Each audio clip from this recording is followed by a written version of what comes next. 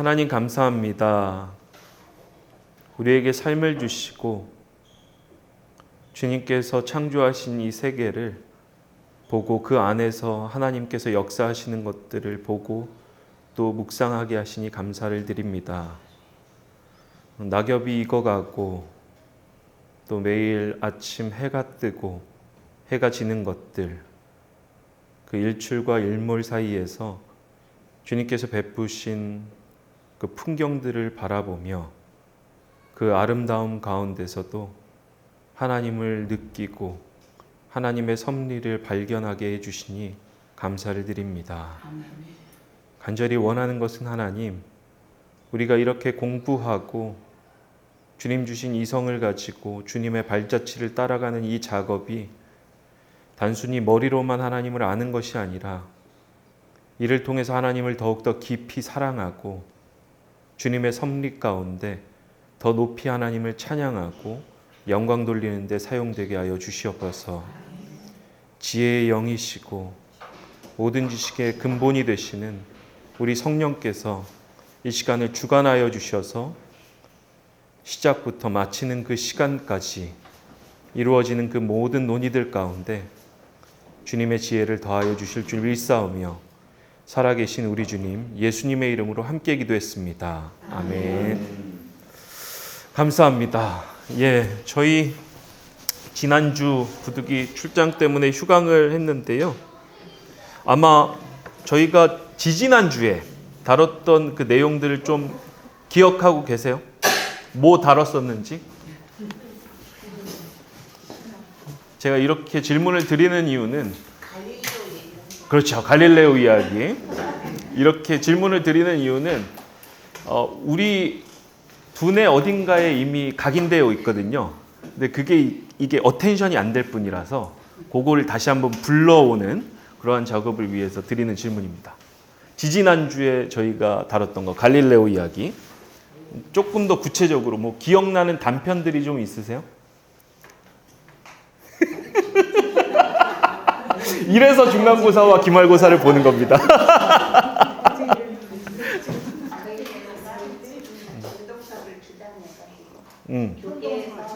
교계에서 자택연금을 당했다. 맞습니다. 자택연금을 당했다. 감옥에 간 게 아니라 고문받거나 그런 게 아니라 또 뭐 기억나는 게 있으세요? 단편적인 단어도 괜찮아요. 뭐 이름 생각 안 나도 뭐 추기경도 괜찮고. 힌트 다 드리는 거 지금.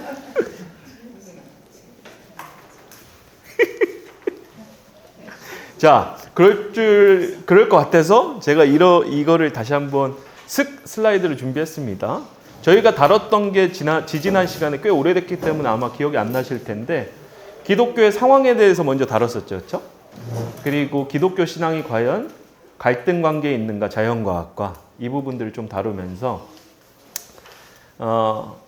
장관 후보자 그리고 우리 국가위원 인권위원장 후보 청문회 박영식 교수 사태들을 좀 다뤘었죠. 그렇죠? 그러면서 실상 기독교계 안에 이 자연과학 문제를 어떻게 받아들일 것인가를 두고서 여러 입장들이 갈리고 있다라는 부분들을 좀 다뤘었고, 우리가 이 자연과학과 기독교 신앙이 상충한다는 그 주장 자체는 일군의 과학자들 혹은 정치적인 그러한 목적들을 가지고 있는 학자들에 의해서 만들어진 생각이다라는 거.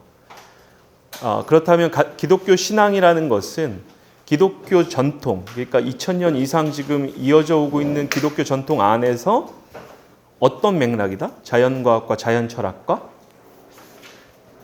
서로 긴밀히 대화하면서 지내왔다. 그 부분을 좀 살펴보기 위해서 대표적인 기독교 신앙과 자연과학, 자연철학이 충돌했던 사례로 갈릴레오 사건들을 좀 살펴봤던 거죠. 그렇죠? 근데 우리가 잘 알고 있는 기독교 신앙이 자연과학과 혹은 자연철학과 충돌했다는 사례로 알고 있는 그 갈릴레오 스캔들조차도 사건조차도 실상은 충돌하는 것이 아니라 그 당시 과학적인 상황 정치적인 상황들과 결부되어서 나타난 것이다.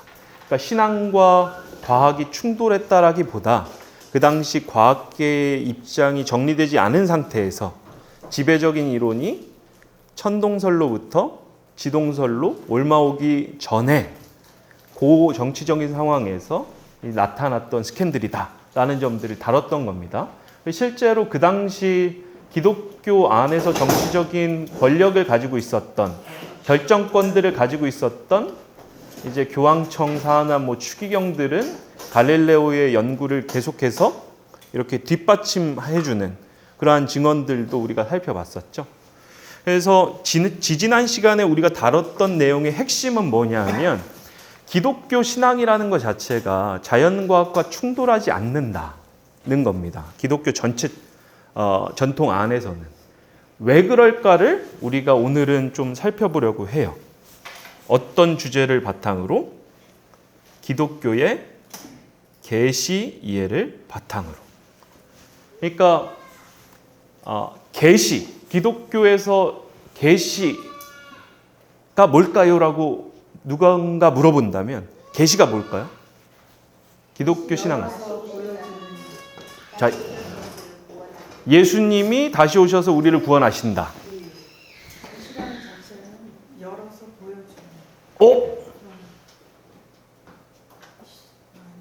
맞아요. 근데 어디서 배우셨죠? 계시니까. 깜짝 놀랐는데. 제가 수업 때 계시론 다룰 때 처음 정의하는 용어가 저거거든요. 열어서 보여준다. 맞아요. 멋집니다. 그렇죠? 예수님이 다시 오셔서 우리를 구원하신다. 계시의 내용이죠. 열어서 보여준다. 계시에 대한 사전적 의미죠. 좋습니다. 또 다른 분. 계시란 뭘까? 기독교인한테 기독교 신앙에서 계시는 뭐예요? 라고 누군가 묻는다면 계시는 뭐라고 대답하실 거예요? 하나님의 말씀. 하나님의 말씀. 좋죠. 계시의 형식이네요. 그렇죠? 하나님의 말씀으로 주어진다. 혹은 아이덴티티도 될 수 있겠네요. 그렇죠? 또 계시란 무엇일까? 하나님의 구원, 다시 오심. 다시 오심. 비슷하네요. 내용. 하나님의 구원 비슷하네요. 성령. 왜 그럴까요? 그 성령이 우리를 알게 하는. 그렇죠. 계시의 원천으로서 성령도 계시란 무엇인가를 이야기할 때 다뤄야 되겠네요. 그렇죠?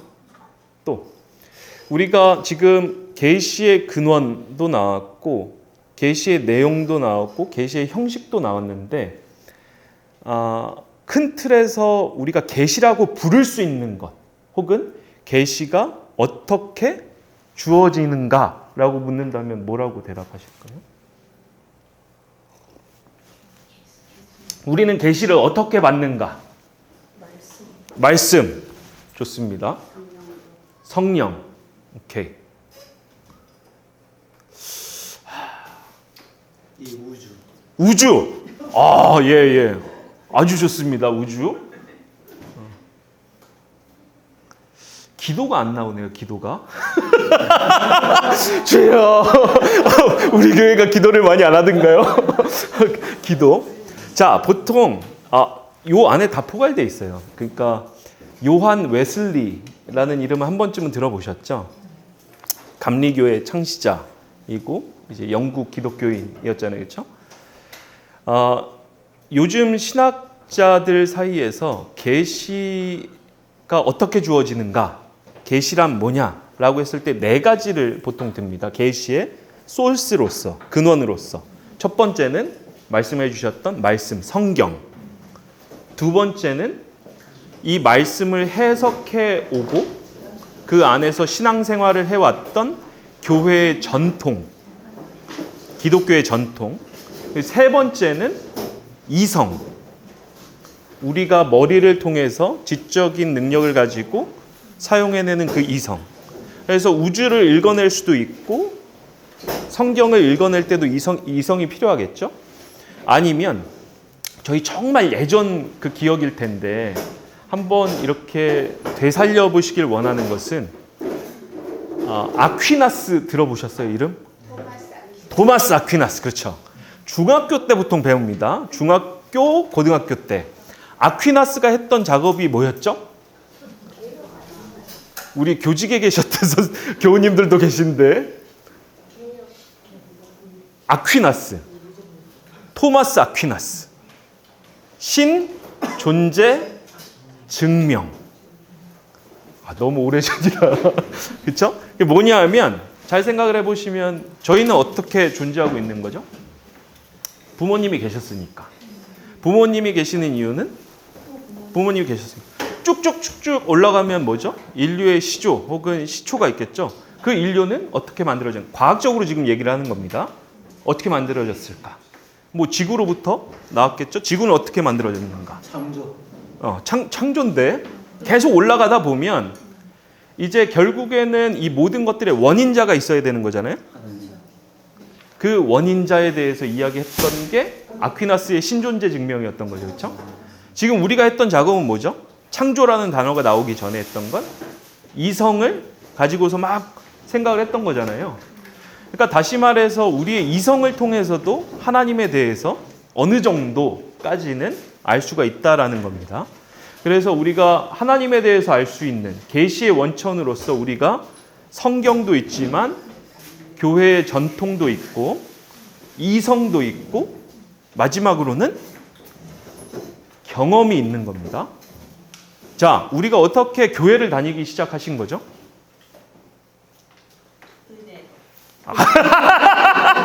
아주 좋습니다. 처음부터 은혜 아니죠.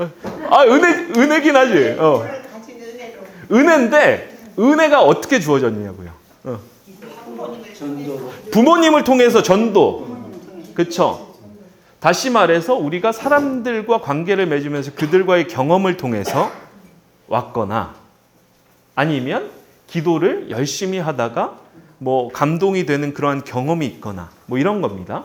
그러니까 계시의 원천, 계시라는 것은 기독교 전통 안에서는 네 가지인데 성경과 기독교의 전통, 이성, 경험 이 네 가지를 보통 계시의 원천으로 봅니다.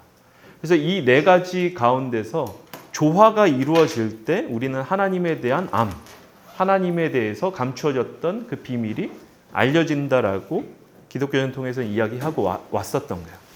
자, 그 맥락에서 우리가 기독교 신앙에서의 계시 문제를 좀 다루면서 이걸 좀 살펴보면 자연과학 시대, 과학 시대 안에서 우리가 기독교 신앙인으로서 어떤 스탠스를 취해야 되는가를 좀 살펴볼 수가 있을 거예요. 요 차례대로 볼 건데 상당히 간략간략하게 볼 겁니다. 첫 번째는 무엇이 문제인가? 오늘날 논의되고 있는 계시에 대한 이해 중에서 약간 왜곡된 부분들이 있거든요. 조금 전에 말씀드렸다시피 기독교 신앙은 성경과 전통, 이성, 경험 이 네 가지 소스 사이의 균형을 통해서 건강한 계시, 이해를 가질 수가 있는데 이 균형이 자칫 잘못하다가 깨지기 시작하면 잘못된 계시를 강조하기 시작하고 그러다 보면 사입이나 이단으로 빠질 수도 있는 거죠. 그래서 그 문제에 대해서 좀 살펴볼 거고 그 다음에는 하나님의 초월적인 성품과 계시, 하나님에 관한 지식과 세계에 관한 지식이 연결되어 있다는 거, 계시의 종류, 그리고 가장 대표적인 계시, 성경은 어떻게 쓰여졌는가. 성경 전통, 이성, 경험이라고 했을 때 이 네 가지 소스 중에서 기준이 되는 것은 성경입니다. 근데 우리가 잘 생각을 해보면 성경을 쭉 읽어보시잖아요. 그러면 성경 안에서 그것만으로 해석하기 어려운 부분들이 있죠. 그리고 여기서는 이렇게 말씀하셨던 것 같은데 저기서는 다르게 말씀하시는 것 같고 뭐 예를 들어서 저희가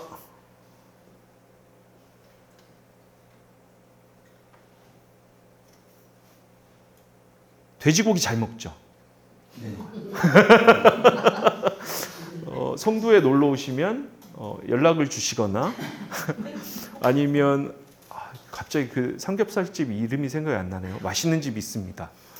제주도 그 흑돼지. 네. 제 다시 이름이 생각나면은 이따가 말씀드릴게요. 아무튼 돼지고기 잘 먹죠. 근데 우리 레위기를 보면 돼지고기 먹으면 돼요, 안 돼요? 네. 먹죠. 먹지 말아요. 왜 드십니까? 이런 겁니다. 그러니까 성경을 그냥 그대로 보면 이게 상충되는 부분들이 있는 거예요. 우리 신앙과. 근데 우리는 그걸 해석하죠. 뭘로 해석하는 거죠? 교회의 전통과 이성과 경험을 통해서. 그러니까 이 네 가지 소스의 균형은 상당히 중요한 겁니다. 그 맥락에서 성경, 계시로서의 성경을 좀 강조하면서 성경이 어떻게 쓰여졌는가를 좀 살펴볼 거고, 이 신적 적응이라는 우리 종교개혁, 오늘이 종교개혁주일이잖아요.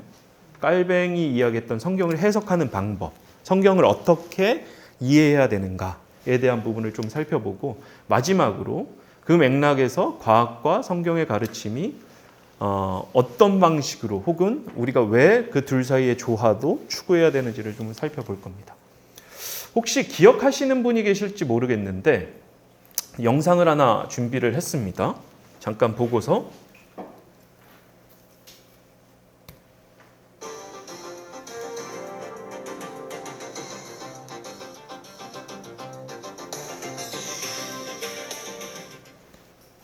지난해 12월 전쟁터를 유포했던 홍일선 씨가 지금 유튜브를 통해 활동을 재개했습니다. 성도 여러분의 각별한 주의가 요구됩니다. 이승규 기자의 보도입니다.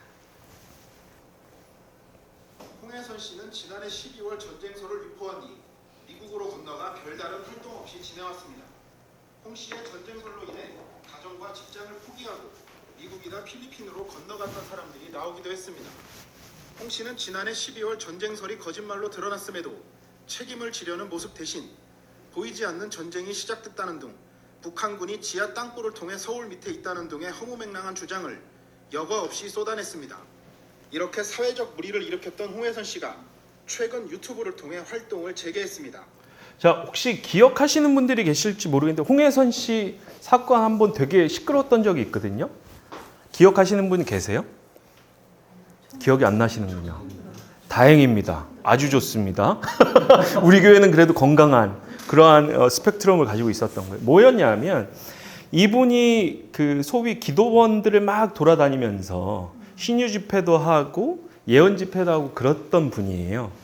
그리고 방언으로 기도하면서 동시에 이제 통역하면서 예언까지 했다고 주장하는. 그러면서 이분이 기도를 되게 열심히 쭉 깊이 하다 보니까 계시를 받았다라고 이야기를 하면서 전쟁이 날 것이다 라고 했던 거죠. 근데 전쟁이 안 났죠.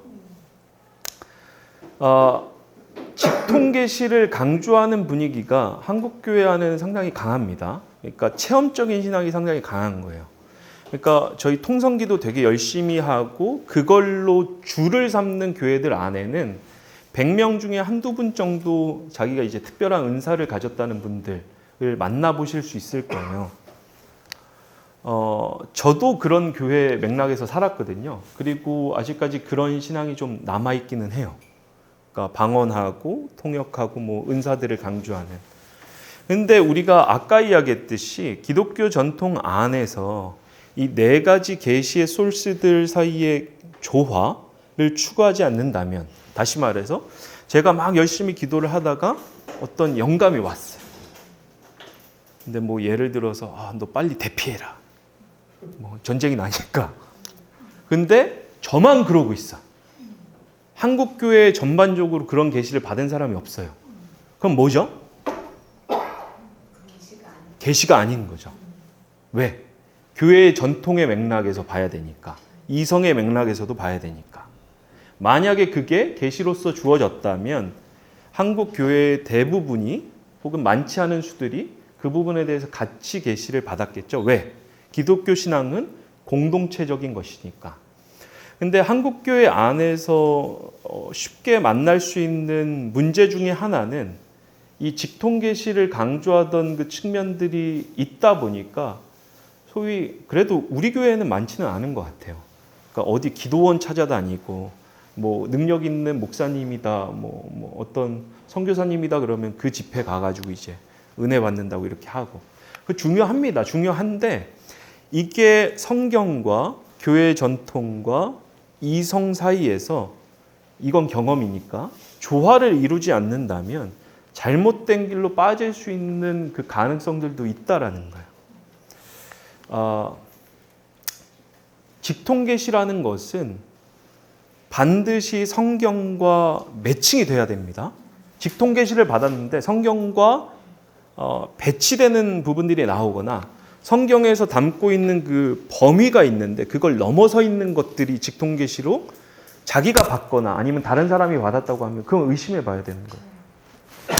그런 식으로 나왔던 이단 중에 하나가 뭐죠? 말세 날짜 안 미치는 말세. 그렇죠. 그 임박한 재림 얘기하면서 우리 그 시한부 종말론 이야기했던 그거 말고도 대표적인 이단은 몰몬 같은 경우는 몰몬 교회 창시자가 성경 외에 몰몬경을 하나 더 가지고 있는 거죠. 왜? 이게 자기가 받은 직통 계시니까. 그러니까 이렇게 되는 겁니다. 그래서 우리는 그 계시에 대한 문제를 좀 다루는 데 있어서 한국에서의 그 상황들을 좀 공유해 볼 필요가 있고 이 직통 계시를 잘못 강조하는 순간 성경을 왜곡돼서 해석할 수 있는 가능성도 있는 거예요. 이제 뭐랄까 기독교 신앙 전통으로부터 벗어날 수가 있는 거죠. 백투 예루살렘 운동이라고 한번 들어보셨어요? 우리 교회는 그래도 굳이 이거 안 다뤄도 되겠네. 기도를 열심히 안 하는 교회인가 우리가? 뭐였냐 하면 백투 예루살렘 운동이 이 신사도 운동 계열에서 나왔거든요. 뭐냐면 직통 계시를 강조하다 보니까 그리고 복음서의 마태복음 9절이었을 거예요. 정확하게 기억이 안 나는데 모든 민족에게 복음이 전파되면 그제서야 끝이 오리라. 그래서 그걸 이제 모토로 잡고 전체 성경을 그 구절로 해석을 해버리는 거예요. 그래서 제가 몸담고 있었던 때가 2004년, 5년 그 예루살렘 행진하고 그 어간이었는데 그때 이제 미전도 종족 숫자가 한 4,400인가 뭐 그 어간이었어요. 그래서 그때 저희끼리 모이면 그 선교단체 요 백투 예루살렘 운동하고 있는 단체들끼리 모이면 4,400개 정도면 금방 하거든요. 선교사들 뭐 예를 들어 200명을 서로 다른 미전도 종족에 보내면 되니까 그러면 10년 내에 이제 끝이 올 거다. 날짜와 시기는 특정하지 않은 거죠. 왜냐하면 그건 모르니까 언제까지. 근데 그런 방식으로 이제 선교 운동을 막 했던 거예요. 그러면 정말 그 쟁쟁한 대학생들, 저희 모임은 한 2,000명 정도 모였었는데 뭐 그 중에 한 서울 연고대 애들이 한 반수 정도 됐었어요. 걔네가 이제 학업을 포기하고 가는 거예요. 근데 지금 만나면 어떻게 돼 있다? 교회를 떠났겠죠. 떠나지 못한 거예요. 떠난 애들도 있어요. 근데 자기 신앙이니까 떠나지 못하고 자기 인생이 좀 망가졌다는 한탄들을 해요. 왜? 미래를 준비하던 시간에 다 포기하고 그냥 좀 있으면 끝난다고 하니까 갔던 거거든요. 그러니까 없는 거예요, 아무것도. 그러니까 이게 잘못된 계시에는 한 사람의 그 삶도 이렇게 휘둘릴 수가 있는 겁니다. 왜 그런 주장들을 했을까? 직통 계시를 강조하다 보니까 그런 거예요. 직통 계시를 부인하는 건 아닙니다. 기독교 전체 전통은 영감에 대해서도 부인하는 게 아닌 거죠. 내가 지금까지 신앙생활을 하면서 기도를 깊이 하면서 하나님의 음성이라는 것을 체험해 본 적이 없다. 기도를 깊이 하셔야 됩니다. 기도 열심히 하셔야 됩니다. 그런 분들은 기도원이라도 몇 번 가시기를 바랍니다. 제발 경험을 하셔야 됩니다. 근데 그것만 강조하면 문제가 되는 거예요. 우리는 성경과 성경을 해석해왔던 기독교 전통을 중심에 두고 그 바깥에다가 직통 계시를 두고 분별할 줄 알아야 되는 거죠. 근데 문제는 이런 방식의 신앙 색깔과 계시 이해를 가지다 보면 세상과 교회를 날카롭게 분리하고 세상은 타락했기 때문에 교회에서만 모여야 된다는 이러한 방식의 분리주의를 강조할 가능성이 상당히 커요. 세상은 다 타락한 거야. 자, 생각을 해봅시다. 세상이 다 타락했고 세상은 그냥 멸망 가운데만 다 있다면 하나님은 뭘 창조하신 거예요, 지금? 교회를 창조하신 거예요?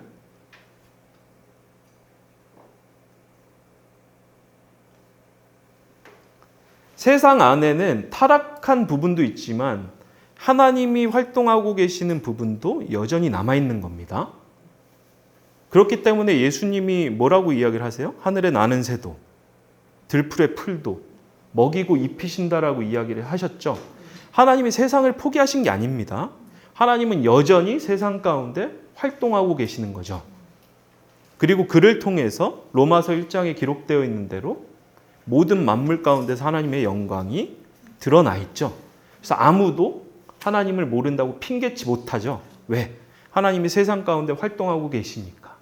근데 이 방식의 그 신앙 색깔과 직통계시를 강조하다 보면 직통계시는 교회에만 있으니까 교회 바깥에는 하나님이 없는 것처럼 이야기를 하는 거예요. 그럼 결국에 폐쇄주의로 갈 수밖에 없는 거죠. 이러한 폐쇄주의를 바탕으로 하다 보면 자연과학에서 나오는 그러한 연구 결과들도 다 뭐다? 타락한 결과물이다. 그래서 우리는 자연과학을 받아들여야 된다, 받아들이지 말아야 된다? 말아야 한다는 논리 쪽으로 가는 겁니다. 왜? 세상과 교회를 날카롭게 분리하니까. 근데 기독교 전통은 이렇게 이야기해오지 않았다라는 걸 우리가 지지난 시간에도 이야기를 했었죠. 그 맥락인 겁니다.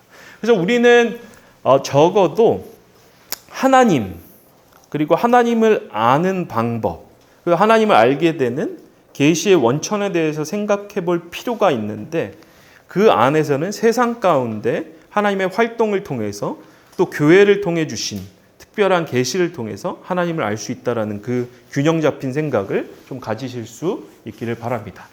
자, 그래서 본격적으로 좀 들어가 보면 우리는 계시라는 것에 대해서 좀 살펴볼 건데 계시라는 단어는 영어로 뭐죠? Revelation, 그렇죠? 라틴어 revelatio로부터 오는 겁니다. 그게 무슨 뜻인가 하면 감추인 것이 드러난다. 그래서 아까 말씀해 주셨던 대로 감추어졌던 것이 열어서 보여진다. 그것이 바로 기독교 신앙과 신학에서 이야기했던 계시의 이해인 거예요. 자, 감추어졌던 것이 드러난다라는 건 뭐죠? 감추어진 것이 있다라는 거죠. 뭐가 감춰진 거죠? 하나님이 감춰져 있죠. 하나님이 왜 감춰져 있죠?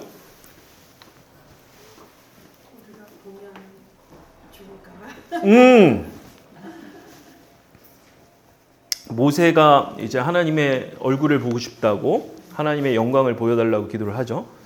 근데 나를 본 자 가운데서는 아무도 살 자가 없느니라 하고 하시면서 자기가 지나가신 다음에 눈 가리고 있다가 등만 보도록, 등이라고 부를 수 있는 것은 그냥 표현인 겁니다. 하나님은 신체가 없으시니까 하나님의 영광의 임재를 볼 수 있도록 이렇게 해주셨던 거죠. 근데 얼굴은 못 보고 하나님이 감추어져 있죠. 기독교 신앙을 바탕으로 보면. 그렇죠? 그래서 이 다니엘 밀리오리라는 신학자, 프린스턴 신학교의 신학자는 뭐라고 이야기를 하는가 하면 하나님이 계시될 때 하나님은 하나님이 되실 분, 결코 우리가 마음대로 처분할 수 있는 소유물로 변하시는 것이 아니다. 다른 형태의 지식이 어떠하든지 간에 계시 속에 드러난 하나님에 관한 지식 속에서 그분은 인간의 범주와 개념의 포로가 되지 않으신다. 하나님은 항상 자유로우며 영원한 신비이며 늘 감추어져 있는 분이다.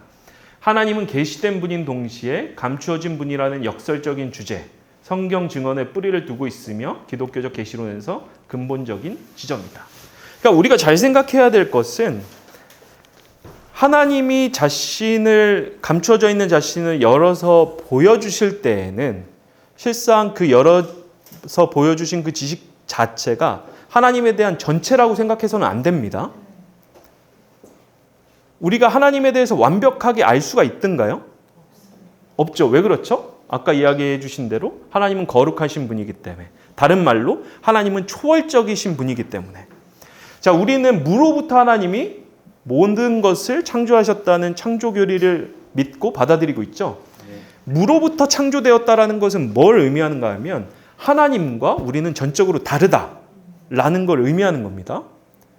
그 맥락에서 하나님은 우리와는 전적으로 달리 초월적이시고 이 안에서도 활동하시지만 우리의 개념과 우리의 생각으로 다 파악할 수 없는 분이다 라는 게 계시의 첫 번째 출발점이자 모든 것들의 전제인 거예요.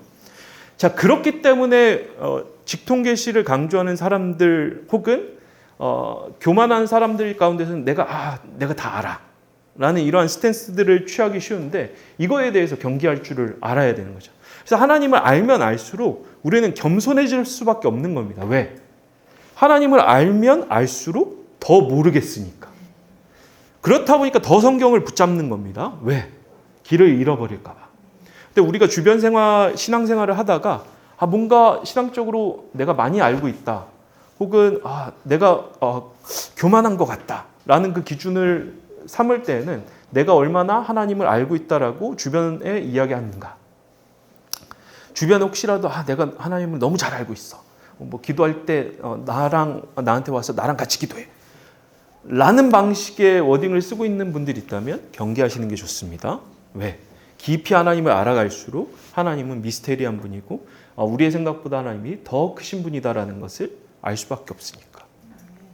그래서 그 부분이 어떻게 보면 계시의 첫 번째 전제이자 근원이라고 생각을 하시면 됩니다. 자, 여기서 던질 수 있는 질문은 그러면 성경의 문자적인 층위, 성경은 책이잖아요, 그렇죠? 이 책은 하나님의 완벽한 진리입니까? 응? 아니다. 기다. 뭐가 맞죠? 기다. 기다 나왔고, 아니다 나왔고, 나는 중간이다. 하나님 말씀을 더 많이 쓸 수가 있었는데 못 쓰니까 더 쓸 수 있었는데 못 쓰니까 완벽한 계시는 아니다. 계시의 총체는 아니다. 오케이. 또 다른 의견이 있으세요?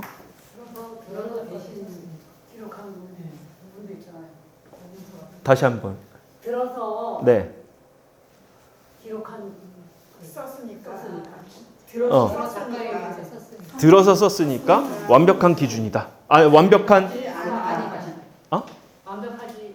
완벽하지 못할 것이다. 그러니까 예수님의 말씀 중에 못 적은 것도 있으니까. 오케이. 한 달이 건넜으니까. 소문이 이렇게 약간 건널 때 왜곡되듯이.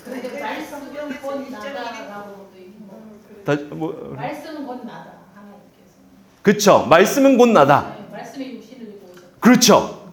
아주 중요한 질문이네요. 대목이네요. 그거 조금 이따가 얘기할게요. 네, 오케이.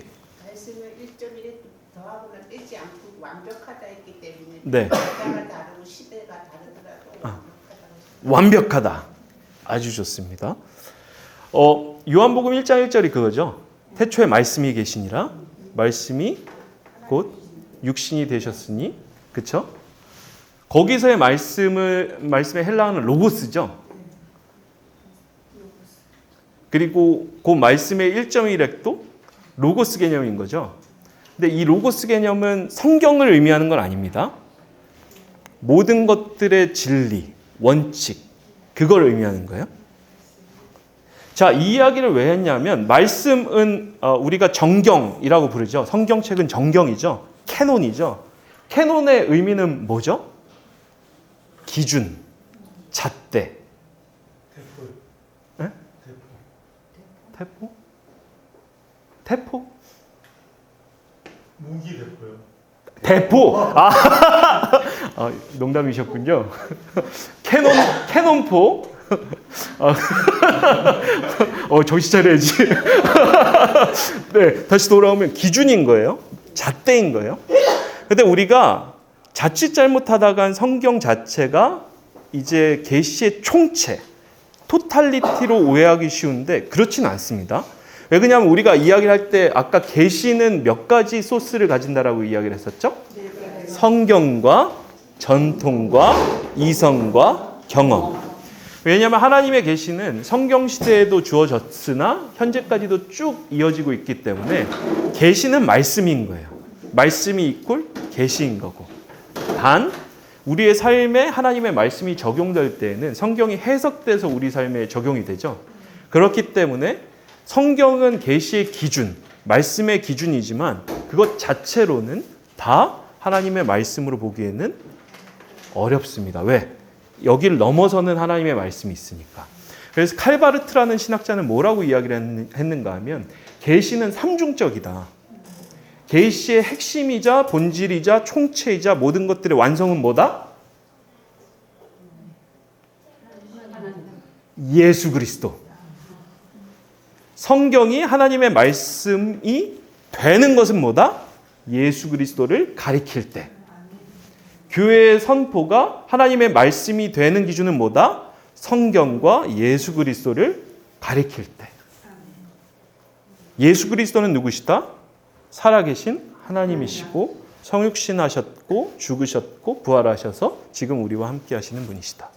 그래서 계시라는 것은 성경 자체가 기준이 돼서 예수 그리스도를 드러내시기 때문에 성경이 기준이 되지만 그것 자체로는 실상 계시의 총체라고 보기는 어렵다. 계시의 잣대, 표준, 기준이라고 보시면 될 것 같습니다. 왜? 성경은 해석을 필요로 하니까. 그래서 우리가 성경을 해석할 때에는 예수 그리스도의 삶을 통해서 성경을 해석하셔야 됩니다. 그런데 예수 그리스도의 삶과 성경을 봤는데도 해석이 잘 안 되면 뭘 참조해야 되는 거죠? 성경을 해석해 왔던 교회의 전통. 이 교회의 전통이라는 것은 삼회교회의 전통만 이야기하는 게 아니죠. 2000년 동안 쭉 이어져 왔던 그 전통을 참조해야 되는 겁니다. 그래서 우리가 실상 되게 지지부진하고 되게 재미없는 작업일 수 있으나 이러한 이성적인 작업을 하는 이유는 교회의 전통에 대해서 알기 위해서 하는 거예요. 그래서 우리가 모든 교회의 전통을 다룰 수는 없고 그리고 현대 이슈 중에 중요한 이슈가 과학기술 시대이기 때문에 이것과 관련된 교회의 전통을 좀 지금 다루고 있는 겁니다. 우리는. 그 맥락에서 계시라는 것은 하나님의 초월성을 지닌다라는 거. 그 부분 계시에 대한 이해를 하나 다뤘었고요. 두 번째는 이거 누가 한번 좀 읽어주시겠어요? 좀 길긴 하지만. 우리가 지니고 있는 지혜, 즉 참되고 건전한 지혜는 거의 모두 두 가지 부분으로 되어 있으니 곧 하나님을 아는 지식과 우리 자신을 아는 지식이 것이다. 그러나 이 두 지식은 각가지 끈으로 서로 연결되어 있어서 그중 어느 것이 먼저 오며 또 어느 것이 그 뒤의 결과로 따라오는 것인지를 분간하기가 쉽지 않다. 사람은 하나님 안에서 살며 기동함으로 누구든지 자기 자신을 바라보는 순간 곧바로 하나님을 묵상하는 데에도 생각이 굴러가지 않을 수가 없다. 왜냐하면 사실상 우리의 존재 자체가 한 분 하나님 안에서 생존하는 것 이외에 아무것도 아니기 때문이다. 네, 이 깔뱅이 썼던 기독교 강요에 나와 있는 대표적인 부분입니다. 그러니까 깔뱅은 개혁교회, 장로교회의 거의 시초라고 보시면 되죠. 모든 교리의 총체를 놨던. 그래서 종교개혁 시대에는 아주 유명하고 중요한 개혁자들 같은 경우에는 깔뱅, 루터, 슈빙글리 이 정도. 감리교회 같은 경우는 18세기 정도 이후에 등장을 하니까 그 맥락에서 본다면 깔뱅이 성경을 해석하면서 실상 계시라는 것은 두 가지 차원인데 성경을 통해서 얻게 되는 하나님에 대한 지식, 그것과 나 자신 혹은 세계를 알아가면서 알게 되는 지식, 이 두 가지는 어떻게 돼 있다? 연결되어 있다. 왜? 기독교 신앙에서는 하나님을 이 세계의 창조자로 고백하기 때문에. 그래서 하나님에 대해서 직접적으로 알게 되는 성경과 교회의 전통, 이러한 것들을 통해서 우리가 하나님을 알고 그것에 대한 지식을 가질 수 있는데 이 지식과 자연과학이나 일반적인 학문들을 통해서 나 자신에 대해서 알게 되는 지식, 세계에 대해서 알게 되는 지식은 이 둘 사이에 연결되어 있다. 그 부분이 중요한 겁니다. 왜 그럴까를 우리가 조금 더 살펴볼 거예요. 계시라는 것은 기독교 전통에서 두 가지 차원이 있다라고 이야기를 해왔었는데 첫 번째는 일반 계시 혹은 자연 계시인 겁니다. 가장 대표적인 예가 이 도덕성 같은 거예요.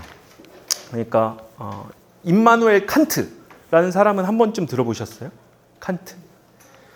칸트 하면 뭐가 생각나세요? 시간을 잘 지켰던 거 맞습니다. 워낙 정확한 시간대에 산책을 했기 때문에 그 당시 칸트가 살고 있었던 동네 사람들은 칸트를 보고서 시간을 맞췄다는 그러한 예화 같은 것들이 유명하죠. 칸트 또 뭐가 기억나세요? 역시 우리 그 3회 독서회 수장다우신 순수 이성 비판, 실천 이성 비판, 판단력 비판. 아주 좋습니다. 아주 좋습니다. 상당히 고차원적인 게 나왔네요. 또 칸트 하면 뭐가 생각나세요?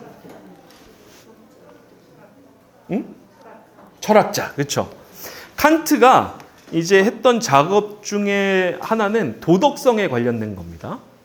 인간에게는 윤리적인 특성이 있는데 이게 상당히 신기하다는 거예요. 도대체 인간은 이기적인 욕망, 자기만 잘 먹고 잘 살면 되는데 왜 굳이 다른 사람들을 신경 쓸까?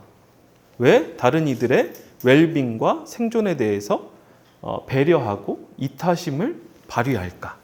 칸트는 두 가지가 상당히 놀랍다고 이야기를 했었는데 하나는 밤하늘에 빛나고 있는 저 별들의 움직임. 이게 상당히 미스테리하고 신비롭다. 또 하나는 내 마음속에 빛나고 있는 양심의 빛. 되게 시적이죠. 로맨틱했던 사람 같아요. 왜 그렇게 봤었냐면 이게 도덕성이 설명이 잘 안 되는 거예요. 이게 상당히 미스테리하고 신적인 것. 그래서 칸트 같은 경우에는 인간 안에 빛나고 있는 그 도덕성을 잘 분석하다 보면 신이 살아있다라는 걸 얘기할 수밖에 없다. 다시 말해 인간의 도덕성 자체가 하나님이 살아계시다는 일종의 증거다라고 이야기를 했던 거예요. 그를 통해서 신적인 존재라는 것이 파악될 수 있다라고 봤던 겁니다. 그런 걸 기독교 전통에서는 일반 계시, 자연 계시라고 보는 거죠. 다시 왜? 도덕성을 볼 때 하나님이 증거될 수가 있으니까. 하나님이 살아계시다는 하나의 지식으로 역할을 할 수가 있으니까.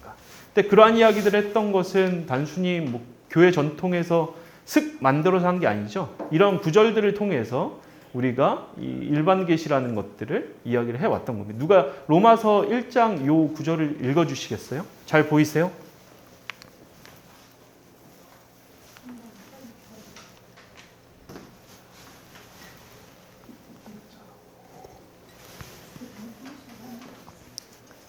잘 안 보이시면 찾아서 읽으셔도 됩니다. 로마서 1장 19절에서 21절입니다. 하나님을 알만한 일이 사람에게 훤히 드러나 있습니다. 하나님께서 그것을 훤히 드러내 주셨습니다. 이 세상 창조 때로부터 하나님이 보이지 않는 속성, 곧 그분의 영원하신 능력과 신성은 사람이 그 지으신 만물을 보고서 깨닫게 되어 있습니다.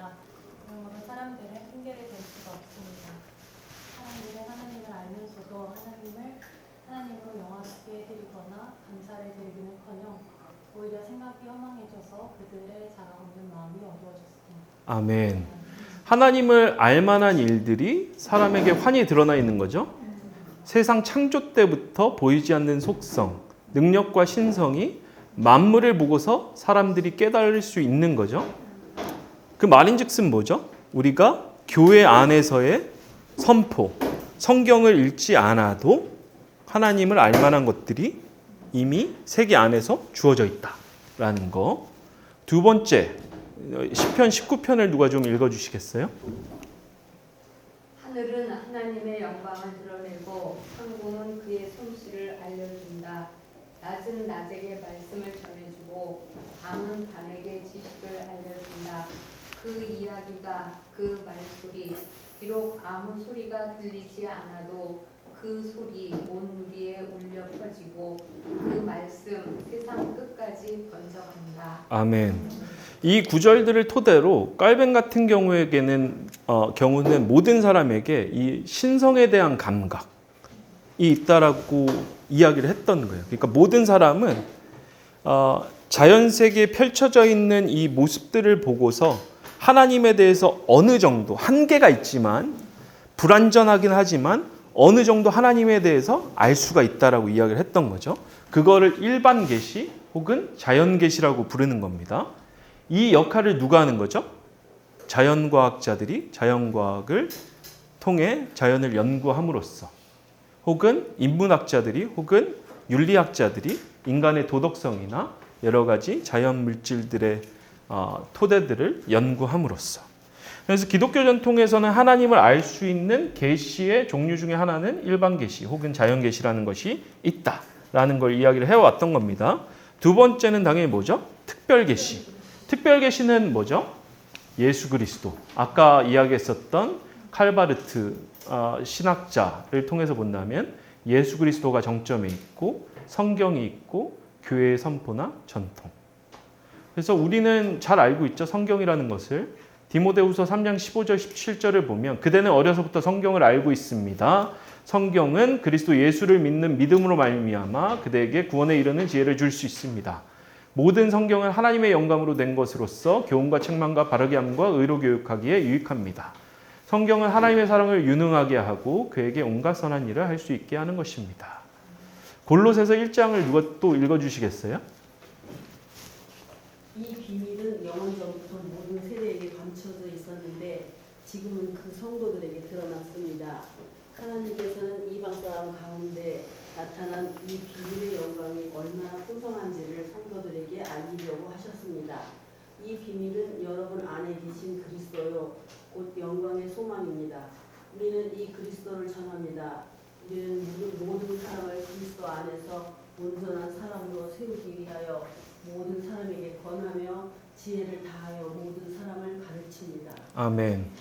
예수 그리스도가 진리 그 자체이고 모든 비밀의 정수인 것을 드러내는 거죠.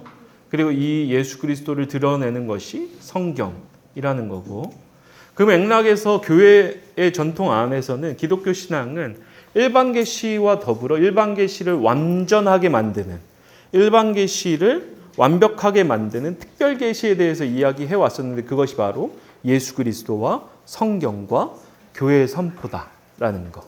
그래서 이 부분을 우리가 기억해 볼 필요가 있습니다. 계시의 종류.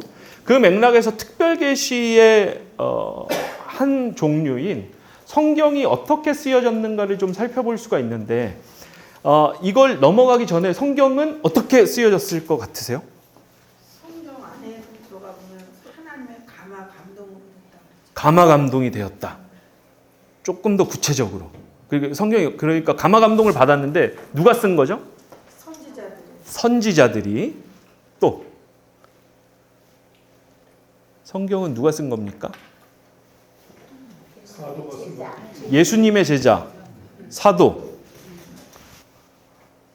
또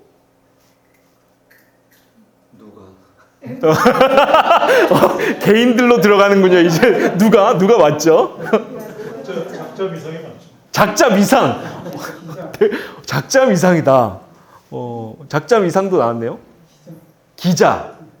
기자들이 썼다. 또 종교학자. 예. 이래서 우리가 이런 클래스가 중요한 겁니다. 자, 첫 번째 구약 성경 같은 경우에 이스라엘 사람들 그 공동체가 썼죠. 모세를 대표로 한 그 이후 공동체는. 여기서 질문은 모세 오경은 한 번에 모세가 다 썼나요? 어쨌든 모세가 썼다고 했으니까 모세가 썼을 거다. 깊이는 모르겠지만 모세가 썼다. 신명기 마지막에 보면 모세의 죽음이 등장하죠. 그렇죠? 그것들을 토대로 신학자들은 모세오경을 비롯한 이스라엘 전체의 경전, 구약 성경은 대략 기원전 한 12세기, 11세기부터 쓰여지기 시작해서 기원전 한 5세기, 4세기까지 쭉 쓰여졌던 것으로 봅니다. 그래서 어떤 부분들은 후대에 들어오기도 하고 그러한 시간들을 거쳤던 거죠. 다시 말해 성경이 한순간에 한 사람에 의해서 직통계시만으로 쓰여진 게 아니죠. 왜? 역대기나 열왕기, 그렇죠. 시대가 틀리니까. 역대기나 열왕기는 역사에 대한 기록이죠. 하나님이 계속 주구장창 너 받아 적어라 해가지고 쭉 만들어진 게 아니란 말이죠. 그 맥락을 좀 생각을 해보고서 본다면 성경은 어떻게 쓰여졌는가. 이 케빈 베누저는 트리니티 컬리지에서 가르치는 복음주의 신학자입니다. 일부러 좀 보수적인 신학자의 입장을 가져왔어요. 왜? 제가 좀 뭐랄까 진보적인 신학자 가져오면 진보적인 신학자들만 그렇게 생각하는구나라고 생각하실 수 있으니까. 근데 보수적인 신학자 같은 경우도 복음주의권에서는 이 입장들이 어떻게 보면 지배적인데, 베누저는 성경이 어떻게 쓰여졌는가를 두고서 몇 가지 입장들, 4가지 입장들로 나눕니다. 첫 번째는 내추럴리스틱 어프로치, 자연주의적인 접근. 성경은 인간이 그냥 만든 거다. 이거는 우리로 따지면 자유주의 신학은 아니에요. 여튼 이거는 어떻게 보면 사회과학적인 산물로 보는 거죠. 사회적인 산물로. 이거는 신앙인들이 거의 가지고 있지 않은 입장입니다. 당연히 배격하는 거죠, 베노저는. 두 번째는 익스트림 오서십, 급진적인 저작권. 그러니까 성경은 하나님이 불러주고 그 당시에 사람들이 받아쓰기 한 거다. 받아썼다고 보기에는 어려운 측면들이 상당히 많습니다. 강론으로 들어가지는 않을게요. 근데 그러니까 받아썼던 대목들이 있을 거예요. 그러니까 뭐 예를 들면 예언서에 보면 뭐 하나님이 예언자들한테 말씀하시되 뭐 하면서 하나님의 말씀이 쭉 나오잖아요. 근데 그걸로만 쓰여져 있는 게 아니죠. 예언자들이 자기들이 했던 활동들에 대해서도 적기도 하고 그거에 대해서 또 누군가 했던 말들을 옮겨 적기도 하고. 성경은 직통계시와 직통계시 혹은 그것을 해석했던 그 역사들이 종합적으로 이루어졌던 것을 볼 수가 있겠죠. 그럼에도 불구하고 아까 누구였죠? 건너서기 때문에 이사야서 같은 경우에는 이사야서 선지자 혼자서 쓴 게 아니거든요. 이 연대가 안 맞아요. 나중에 기회가 되면 좀 말씀을 드릴게요. 그러니까 이사야가 죽었던 이후 사건들이 기록이 되어 있는 거예요. 포로기 이후에 대한 기록들도 좀 있고. 근데 왜 이사야서라고 넣어놓냐? 그 당시 사람들은, 고대 근동 지역의 사람들은 자기가 이사야의 제자고 그 노선을 따르고 있으면 스승의 이름으로도 그렇게 써놓았던 거예요. 그래서 그런 글들이 상당히 많기 때문에 우리는 성서라는 것이 받아쓰기 작품이라고 보기에는 좀 어렵다라는 입장들이 지배적인 겁니다. 세 번째는 weak authorship, 약한 저작권. 그래서 성서는 하나님과 사람의 합작품이다. 그래서 사실적, 사상적인 오류 가능성이 있다. 그러니까 하나님이 영감을 주셔서 사람이 이제 쓰는 거죠. 여기부터는 이 weak authorship과 strong authorship은 하나님과 사람의 합작품 맞는 겁니다. 그러니까 하나님이 초자연적으로 갑자기 이 펜을 들어가지고 혼자 쓰시진 않았잖아요. 그렇게 쓰셨던가요? 아니죠. 모세를 사용했든 예언자를 사용했든 제자들을 사용했든 뭐 사도들, 속사도들을 사용했든 사람들을 사용한 거죠. 그래서 하나님과 사람의 합작품인데 weak authorship에서는 그러다 보니까 그 당시 이데올로적인 오류들이 들어가 있다는 입장입니다. 근데 이 입장도 베누저는 이건 잘못된 입장이다 라고 이야기를 하면서 스트롱 오터십을 강조를 합니다. 하나님과 사람의 합작품은 맞는데 사상적인 오류 가능성은 없다. 근데 여기서 주목해 볼 것은 사실적이라는 것을 누락시키고 있는 거예요. 이걸 왜 누락시키고 있는가를 우리가 조금 뒤에 볼게요. 그래서 베누저는 뭐라고 이야기를 하는가 하면 성경을 하나님이 주신 진리의 독립된 저장소로 취급하는 것은 계시를 하나의 명제로 만드는 것이다. 이건 잘못됐다라는 거예요. 계시라는 것은 하나의 명제로 만들 수 없는 것이다라는 걸 이야기를 하는 거죠. 이게 무슨 말일까? 자, 하나님은 사랑이시다. 이 명제 자체가 진리인가요? 철학적으로 생각을 해야 됩니다. 이 지점에서 제가 질문을 드리는 건 하나님은 사랑이시다라는 문장을 딱 누가 써놨어요. 이 문장 자체가 진리예요? 살아계신 하나님이 사랑하고 있는 행위와 그 사랑을 받고 있는 사건이 진리인 거죠. 그걸 묘사해 놓은 명제가 진리는 아니죠. 이 사건이 진리이기 때문에. 그래서 우리는 하나님이 살아계시다라고 표현을 하죠. 하나님은 문장 속에 들어가 있는 분이 아니죠. 그 맥락인 겁니다. 지금 베누저가 이야기하는 건. 성경이 하나님이 주신 진리의 독립된 저장소는 아니다. 왜냐하면 그렇게 해버리면 계시를 하나의 명제로 만드는 것이기 때문에. 문자주의가 위험한 이유는 그래서 그런 겁니다. 모든 상황에 문자적으로 다 대입을 해버리면 그럼 문제가 되는 거예요. 자, 거짓말하는 건 죄인가요? 걸려들었어. 제가 아마 설교 때 한번 했던 것 같은데 신학교 입학할 때 제 그 다른 학교 갔다가 신학교로 다시 들어갔거든요. 그래서 열심히 기도하고 학교를 옮겨야 되니까 수능을 다시 봐야 되잖아요. 학원 다니면서 저는 그 학교 옮길 때에는 입시 공부를 하나도 안 했어요. 가서 성경 보면서 그 아침 한 8시까지 가면 8시부터 저녁 한 9시까지 쭉 성경만 보는 거죠. 너무 재밌더라고. 지금 생각을 해보면 입시 공부를 안 하고 그것만 해서 재밌었나? 라는 생각이 들기도 하는데 여튼 그랬습니다. 그리고 기도 막 하루에 2시간씩 하고. 얼마나 뜨거웠겠어요? 신학교 갈 수 있다라고 하니까 막 가슴도 뜨겁고. 신학교 면접을 하러 갔어요. 신학교 교수님이 저한테 이 질문을 하신 거예요. 거짓말이 죄냐? 저는 이제 당당하게 단호하게 얘기했습니다. 거짓말은 죄입니다. 그랬더니 이분이 하나의 예화를 들어주는, 자기가 신문기사에서 봤대. 어떤 한 여성이 지하주차장에서 성폭력을 당하던 그 찰나에 나는 에이즈에 걸렸어요 라고 성폭력 가해를 하려는 애한테 거짓말을 한 거예요. 그리고 나서 그 위기를 모면할 수가 있었다. 그리고 나서 저한테 다시 묻는 거죠. 거짓말하는 게 죄냐? 거기엔 또 거짓말이 아니지. 제가 뭐라고 얘기를 했겠어요? 아무 대답도 못했죠. 그리고 전 혼자 생각했습니다. 내가 떨어질 수도 있겠구나. 근데 다행히 붙었습니다. 수능을 잘 봤던 것 같아요. 그러니까 이건 거예요. 우리가 진리를 명제화시키는 순간, 문장화시키는 순간 이 문장은 시공간을 초월해서 모든 상황에 적용돼야 된다는 걸 의미하는 겁니다. 거짓말하는 건 죄죠. 근데 거짓말 중에는 선의의 거짓말, 하얀 거짓말도 있죠. 이거부터가 지금 해석이 다 들어간 거죠. 마찬가지인 거예요. 만약에 하나님이 살아계시고 하나님이 초월하시고 하나님이 거룩하시다면 각 상황들에서는 달라질 수가 있는 겁니다. 왜? 하나님은 문자에 갇히시는 분이 아니니까. 그래서 해석이 중요하다는 겁니다.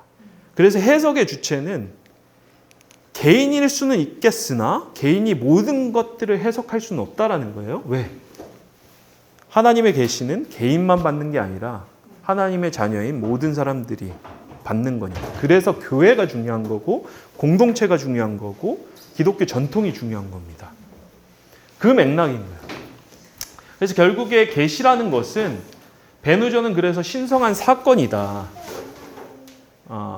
그렇기 때문에 이걸 명제로 만들거나 세속적인 존재처럼 취급하는 것은 어렵다라고 이야기를 하는 겁니다.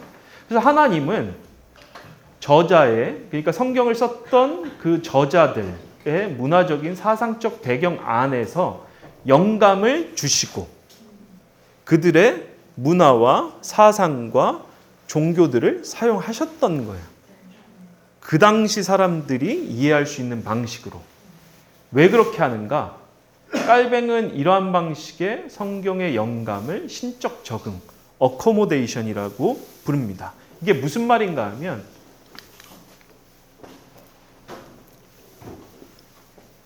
깔뱅이 뭐라고 이야기를 하는가 하면 우리 주님이 우리의 수용력에 적응해 주시기 위해 마치 유모가 어린아이와 함께 말을 더듬으면서 그의 수준까지 낮추신다. 그러니까 하나님이 성경 기자들로 하여금 성경을 쓸 때 그 사람들이 알아들을 수 있는 방식으로 계시를 주셨다는 거예요. 예를 들어보면 우리가 현대과학에서는 빅뱅 우주론을 이야기를 하죠. 우주가 빅뱅으로부터 생겨났다. 그럼 그거 설명하려면 하나님이 그게 진리라서 그걸 문자 그대로 창세기 기자한테 설명을 하려면 수학 공식으로 쫙 풀어야 되겠죠. 언제? 지금으로부터 한 3,000년 전에. 그럼 수학 공식을 쫙 보여주고 그리고 우주가 생겨난 그 방식을 쫙 보여주면 그 당시 창세기를 썼던 그 기자는 뭐라고 생각을 하겠어요? 못 알아먹겠습니다. 그래서 그 당시의 언어와 그 당시의 문화를 사용해서 이렇게 이야기를 한 거예요. 근데 핵심은 뭐다? 내가 창조했다. 어떻게 창조했다가 중요한 게 아니에요. 성경 안에선. 내가 창조했는데 네가 알아들을 수 있게 얘기해 줄게 라는 방식이 지금 이 적응이라는 겁니다. 그래서 또 다른 대목에서 뭐라고 이야기를 하는가 하면 우리가 성경을 안전하게 뒤따를 수 있는 것은 어머니가 허리를 굽혀 아이와 손을 잡고 보폭을 맞춰 조금씩 앞으로 나아가듯이 우리를 연약함 가운데 내버려 두지 않고 이끌어가기 때문이다. 그러니까 하나님은 인격적이신 분이기 때문에 성경을 쓰셨던 그 당시에도 그 당시 기자들의 수준에 맞춰서 거기에 낮추셔서 성경을 집필토록 하셨다라는 게 지금 이 신적 적응의 핵심인 겁니다. 자, 구체적인 적용을 어떻게 하는가? 깔뱅은 이 맥락에서 시편 148편 4절에 보면 하늘 위에 하늘아 주님을 찬양하여라. 하늘 위에 있는 물아 주님을 찬양하여라. 자, 여기서 질문은 지금 우리가 지금 눈에 보고 있는 하늘이 있잖아요. 그렇죠? 거기를 뚫고 올라가면 물이 있던가요? 아니죠. 없죠. 우리가 달 지점을 넘어서 가면 하나님의 보좌에 바로 직통하던가요? 아니죠. 우리는 코웃음을 치죠. 그렇죠? 고대 근동의 성경 기자들은 그렇게 생각을 하고 있었어요.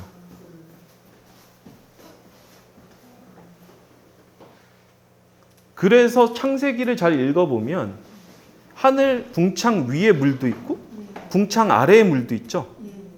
노아의 홍수는 뭐다? 궁창 위에 물이 쏟아진 거다. 그러면 우리 지금 성경이 잘못된 걸 가르치는 건가요? 아닙니다. 하나님이 그 당시에 사람들이 이해할 수 있을 정도로 세계의 형성을 말씀하셨던 거예요. 그 당시의 언어와 사상을 가지고서. 깔뱅 시대에는 이미 하늘 위에 물이 없다라는 걸 알고 있었어요. 깔뱅은. 그러니까 고대 근동의 세계관과 깔뱅 시대의 세계관이 다른 거예요, 지금.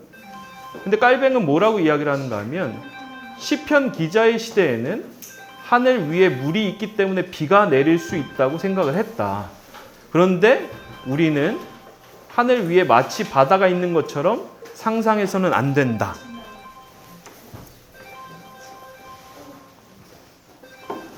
두 번째는 그 맥락에서 창세기 1장 7절 궁창 위의 물과 7장 11절 하늘의 창문들이 열려서 비가 쏟아졌다라는 이 기록들을 문자적 사실 그대로 해석해서는 안 된다라고 이야기를 했던 거예요. 누가?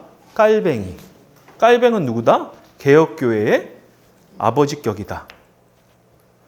다시 말해 보수의 끝판왕 중에 한 명이다. 그러니까 이 사람들이 왜 이렇게 성경을 해석해 왔을까? 기독교 전통 안에서 계시 이해는 특별 계시만을 강조하는 게 아니라 일반 계시도 강조해 왔기 때문에 그런 거예요. 그거를 잘 기억을 해 두시고 신적 적응에 대해서 한 가지 더 생각을 해보면 창세기 1장 16절에 하나님이 두 큰 빛을 만드시고 둘 가운데서 큰 빛으로는 낮을 다스리게 하시고 작은 빛으로는 밤을 다스리게 하셨다. 또 별들도 만드셨다.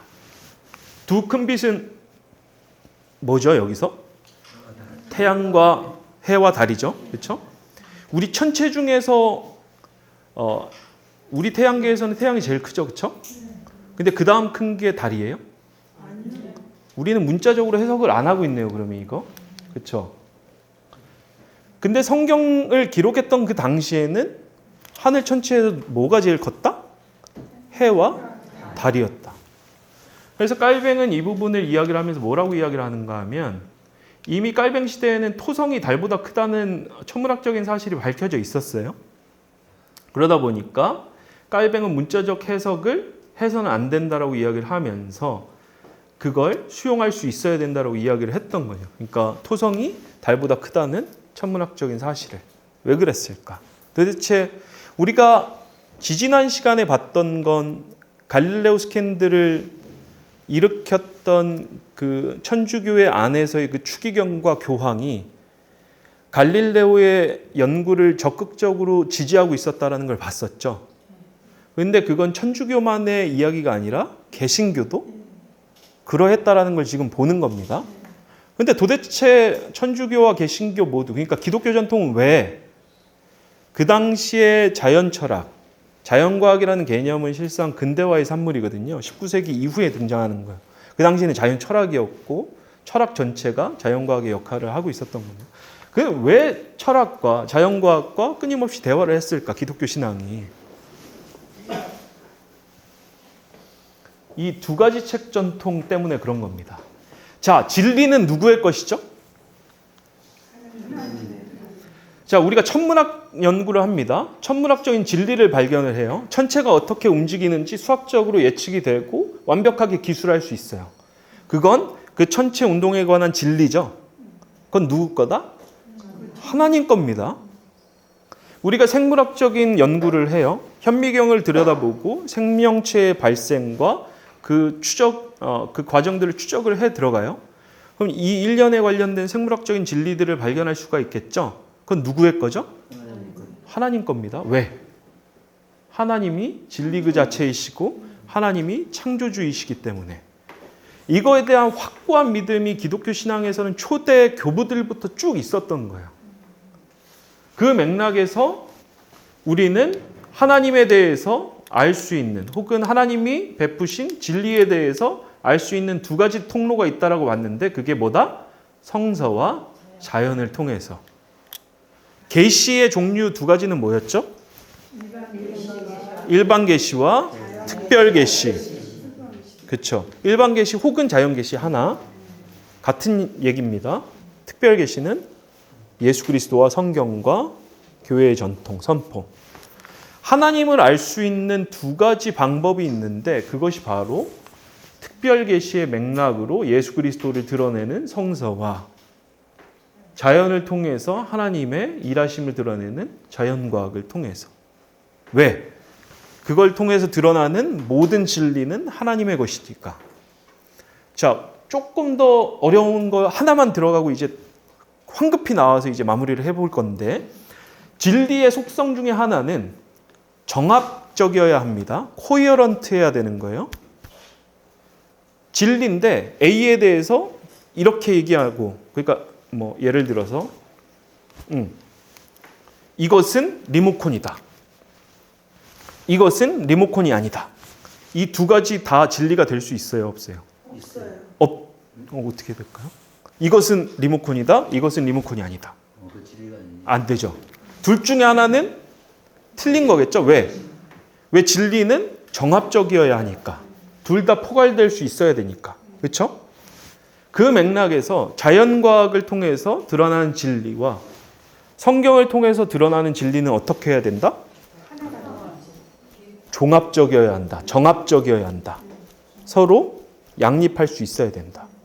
이거에 대해서 기독교 신앙과 전통을 확고하게 가지고 있었기 때문에 그래서 우리가 지지난 시간에 들었을 때에도 만약에 천문학계에서의 지배적인 정설이 천동설로부터 지동설로 바뀌면 우리가 그것에 맞춰서 성경을 해석을 바꿀 것이다라고 이야기를 했던 겁니다. 왜? 이 전통이 있었으니까. 깔뱅이 도대체 왜 천문학적인 사실들, 당시의 천문학적인 사실들을 바탕으로 토성이 달보다 크다라는 그 사실을 바탕으로 왜 이러한 부분들을 비유적으로 해석했을까? 이것 때문에 그런 겁니다. 하나님의 진리는 그 모든 진리들을 포괄하기 때문에 이 진리들 사이에서는 정합적이어야 하기 때문에 그 맥락이었던 거예요. 근데 그게 깔뱅만 이야기한 게 아니라 터툴리안이라는 고대 교부 중에 한 사람이에요. 이 사람은 도대체 예루살렘과 아테네가 무슨 상관이 있냐? 라는 제목의 책도 썼어요. 그 말인즉슨 교회의 신앙과 신학은 성경 안에서 드러나는 것들만으로도 가능하다. 약간 상당히 급진적인 보수였던 사람이에요. 터툴리안은. 그래서 철학적인 것들은 세례를 받기 전에는 철학 아무 짝에도 쓸모없다. 라는 방식까지 좀 과도하게 강조했던 사람이었어요. 터툴리안 같은 경우. 근데 그러한 사람까지도 뭐라고 이야기를 하는가 하면 하나님은 자신의 작품인 자연에 의해서 먼저 알려지며 공식적인 가르침인 교리에 의해서 후에 알려진다. 그러니까 자연을 통해서도 하나님이 알려질 수 있다라는 거예요. 그런 사람까지도. 우리 교부 중에 한 사람이 누구죠? 아주 유명한 교부. 아우구스티누스죠. 요거 누가 한번 좀 약간 글씨가 작긴 한데 읽어주시겠어요? 이 기독교인도 지구와 하늘, 세상의 다른 요소들, 별들의 움직임과 궤도, 심지어 그 크기와 상대적 위치, 태양과 달의 가능한 인식, 연도와 계절의 주기, 동물, 나무, 돌 등의 종류에 대해 알고 있습니다. 그리고 그는 이러한 지식을 이성적 사고와 경험을 통해 확실한 것으로 여깁니다. 그런데 기독교인이 이러한 주제에 대해 터무니없는 이야기를 하는 것을 불신자가 듣는다면 이는 수치스럽고 위험한 일입니다. 만약 그들이 자신들이 잘 알고 있는 분야에 관해 그리스도인이 성경을 곡해하여 어리석은 의견을 고집하는 것을 듣는다면 그들이 죽은 자의 부활, 영원한 생명의 희망, 천국에 관한 문제들을 이야기하는 성경을 어떻게 믿을 수가 있겠습니까? 잘 보시면 비기독교인이 지구, 하늘, 다른 요소들, 별들의 움직임, 궤도, 크기, 상대적 위치, 태양, 달, 일식, 연도, 계절 주기, 동물, 나무, 돌 등의 종류에 대한 지식들을 다 가지고 있다는 거예요. 비기독교인들이. 그리고 그런 것들을 이성적 사고와 경험을 통해 확실한 것으로 여긴다. 그러니까 자연과학을 통해서 드러나는 사실에 대해서 비기독교인들이 알고 있다라는 거예요. 그런데 만약에 기독교인이 이러한 주제에 대해서 터무니없는 이야기를 한다는 것을 듣는다면 수치스럽고 위험한 일이라는 거죠. 왜? 이것 자체로 저 사람들은 몰지각한 사람들이라서 성경에서 담고 있는 이 진리에 대해서 이야기할 때도 그 사람들은 안 받아들일 거다라는 거예요. 왜? 저 사람들은 몰상식한 사람들이니까. 어거스틴은 동시에 이 두 책 전통을 가지고 있었기 때문에 비기독교인들이 자연세계에 대해서 알게 되는 그 지식이 실상 하나님의 것이라는 걸 이야기를 했던 사람이에요. 왜?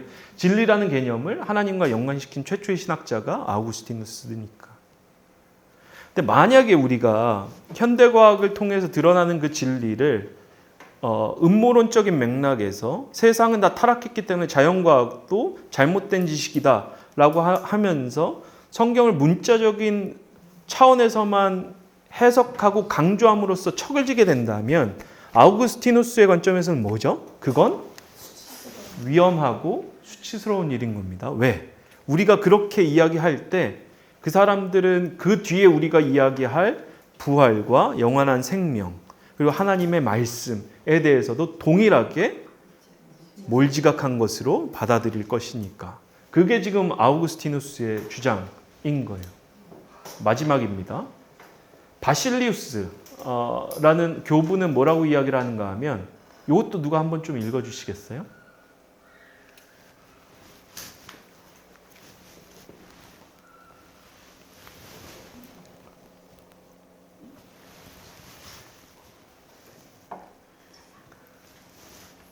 땅은 살아있는 생물을 내라. 이 명령은 여전히 땅에 남아있으며 땅은 창조주를 섬기는 것을 멈추지 않는다. 사실 어떤 것들은 이전에 존재했던 것들의 후손에서 생겨나지만 다른 것들은 지금도 여전히 땅 자체에서 생겨나는 것으로 드러난다. 땅은 풍부한 빛 속에서 메뚜기들을 솟아나게 하고 수많은 종류의 날아다니는 곤충들을 만들어내며 그중 다수는 그들의 공기와 같은 특성 때문에 이름이 붙여지지 않았다. 땅은 또한 스스로 쥐와 개구리도 만들어낸다. 그러니까 이 바실이라는 교부는 그 당시 자연과학에서 뭐라고 이야기했냐면 어떤 것들은 부모 세대의 유성생식을 통해서 태어난다. 근데 어떤 것들은 땅에서 그냥 갑자기 만들어진다라고 봤었어요. 그 당시 자연과학은. 발전하기 전이니까. 그게 뭐였냐면 미꾸라지, 개구리, 파리 이런 것들은 갑자기 없다가 생겨나는 것 같잖아요. 그 당시 관찰을 하다 보면 이게 그냥 땅에서 만들어진다고 생각을 했던 거죠. 그런데 지금 그걸 받아들이고 있는 거예요. 왜? 이 두 가지 책 전통의 맥락에서 서 있었기 때문에. 깔뱅은 그렇기 때문에 뭐라고 이야기를 했는가 하면 만일 우리가 하나님의 영을 진리의 유일한 원천으로 인정한다면 하나님의 영을 모욕하고자 하지 않는 한 진리가 나타나는 곳 어디서든 그 진리를 경멸하지 못할 것이다. 다른 말로 만약에 현대과학이 그 과학적 사실을 바탕으로 무신론을 주장하거나 이거는 있을 수 없는 이야기인데 무신론을 주장하거나 아니면 예수 그리스도를 부인하는 방식의 결과물을 내놓는다면 그건 거부해야 되겠지만 그렇지 않는 이상 우리는 그것을 받아들여야 된다라는 방식으로 해석을 해볼 수가 있는 겁니다. 과학은 실상 자연세계 안에서 일어나는 인과적인 차원, 그 과정에 대한 학문이기 때문에 신학적인 영역이나 신앙적인 영역에 대해서 건드릴 수가 없는 학문이에요. 그럼 우리가 잘 알려진 그 과학자 가운데 무신론자, 뭐 도킨스 이런 사람들이 내놓은 저작은 실상 뭐 눈먼 시계공이나 아니면 그러한 방식의 종교 비판은 그 사람이 그 지점부터는 종교적인 주장을 하고 있는 거지 과학적인 주장을 하고 있는 게 아닌 겁니다. 그래서 도킨스 같은 경우는 실상 그 학문적인 차원에서는 비판을 상당히 많이 받아요. 그러니까 진화학적인 차원을 벗어난 이야기들. 여튼 그래서 그 맥락에 본다면 실상 기독교 전통이라는 것 자체는 계속해서 긴밀한 소통 가운데 있었다라는 지점들을 우리가 생각을 해볼 수가 있습니다. 그걸 한번 생각을 해보시고요. 우리가 이 세 가지 질문이 있는데 이 중에서 혹시 요 1번 과학기술 시대와 문화 안에 살면서 고민되셨던 부분들이 있었는지 있으신 분이 있으면 한번 이야기를 해주시면 좋을 것 같고 요거 아니면 그 성경과 자연이라는 두 책을 읽어나는 과정에서 해석이 충돌하게 된다면 우리는 어떻게 대처해야 하는가? 그러니까 현대과학의 맥락에서 우리가 창세기를 읽으면 문자적 해석과는 충돌이 되죠. 그 맥락에서 그걸 비유적으로 읽기 시작하면 신앙의 본질이 훼손이 된다고 생각을 하시는지 어디까지 우리는 창조기사를 비유적으로 읽을 수 있는지 이 부분에 대해서 혹시 이 1번과 3번 질문 중에서 이야기하실 수 있는 부분이 있다면 이야기를 해주시고 오늘 마무리하면 좋을 것 같습니다.